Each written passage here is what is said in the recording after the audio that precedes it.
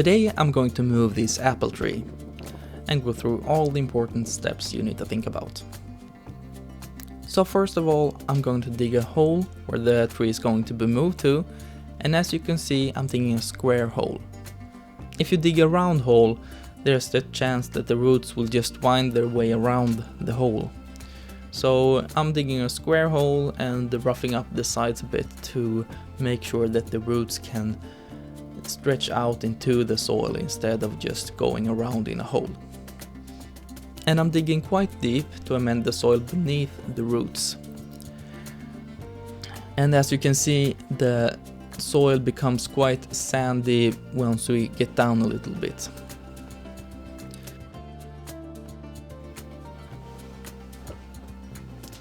Once the hole is dug, it's time to dig up the tree. And I'm doing this in the late winter, early spring, before the tree wakes up from its dormancy. And that's so the tree won't get stressed out by the move.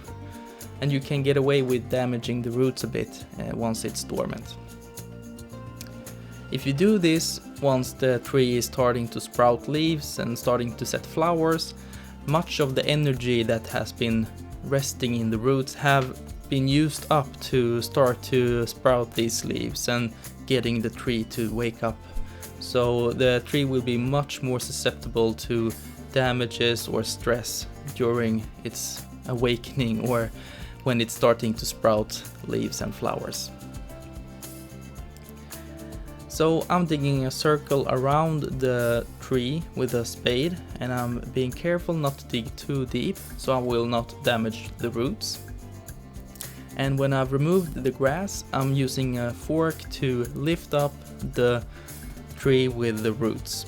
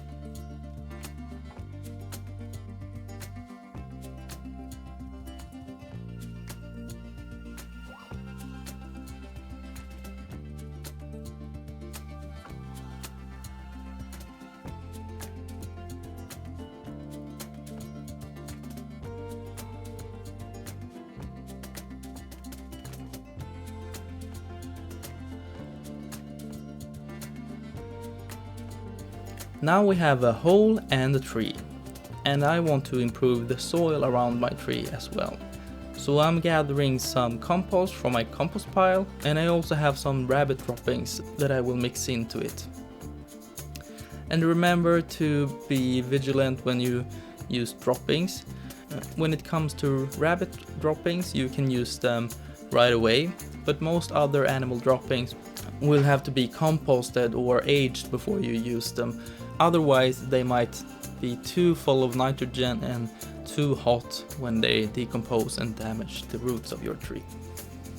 So now let's just mix it all together and shove it down the hole.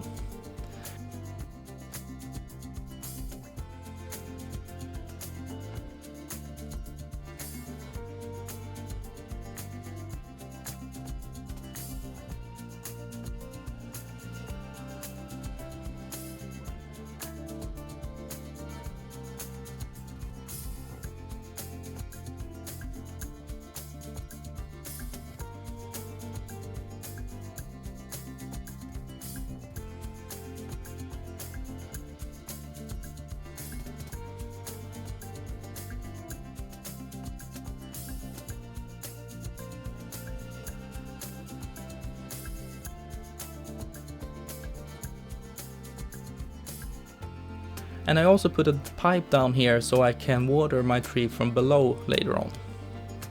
And that will encourage the roots to dig deep down to search for this water.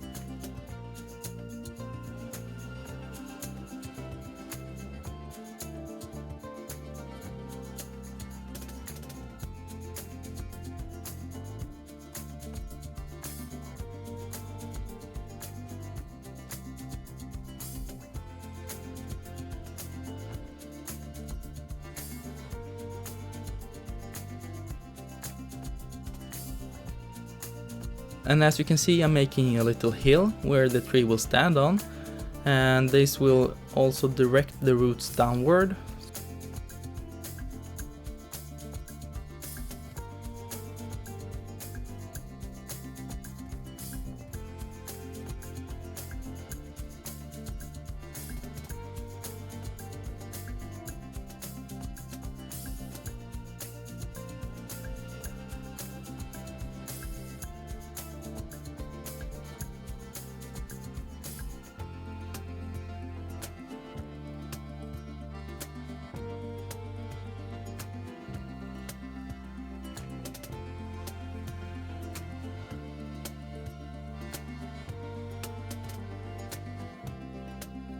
Now I just fill the hole with my compost mix, all the way to the little grafting bump you can see right here.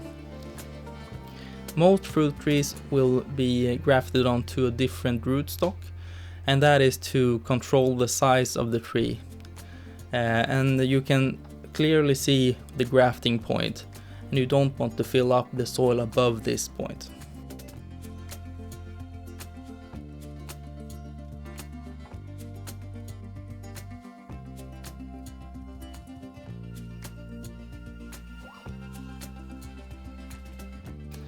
And I'm watering the soil. Right now the tree is dormant, so for the tree's sake it will not need any water right now. But what it will do when I water the soil that I've put in here is to remove all the air pockets in the soil. And it will also be a great idea to keep the soil a bit moist, just so that there is moisture here when the tree eventually wakes up. And even though I've moved it during its dormancy, and it will probably not even realize that it has been moved, it's always a good idea to keep an extra eye on the trees that you have replanted and give them some extra attention and a lot of water when they start to wake up in the spring. And once this tree starts to get swelling buds and starting to sprout leaves, I will water it both from the top and the bottom, just to make sure that they get enough water. And later on, when I think that the roots have searched their way a bit down, I might water more and more from the bottom. But it's great to have both options here and try to optimize the root growth downward.